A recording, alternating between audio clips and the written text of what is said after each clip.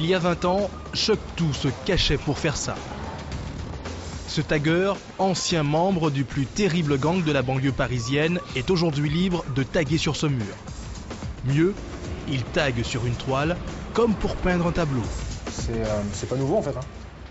C'est moins connu parce que bon, ce qui est vu, c'est quand même ce qu'on fait dans la rue. Mais moi personnellement, j'ai toujours transposé ce que je fais dans la rue sur des toiles. L'œuvre de cet ancien caïd va rejoindre d'autres graffitis sur la façade de cet immeuble en restauration et transformé pour l'occasion en musée à ciel ouvert dans l'un des plus beaux quartiers de Paris. L'idée vient de cet homme qui déjà l'an dernier a fait rentrer le tag au Grand Palais. Zéro frais de gestion. Je trouve inadmissible, moi en tant qu'architecte, que l'on me paye pour mettre mon nom sur un immeuble pour l'éternité et qu'on n'autorise pas d'autres artistes au moins aussi brillants à mettre leur nom pour quelques heures au même endroit. Une soixantaine d'artistes ont accepté de jouer le jeu.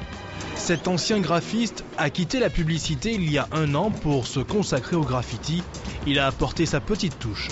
Moi j'appelle ça en fait vitrail minded.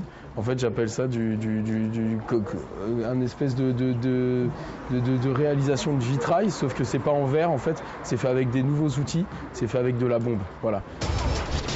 Né dans les années 70 aux États-Unis sur les murs de New York, tag et graffiti font désormais partie de l'art contemporain.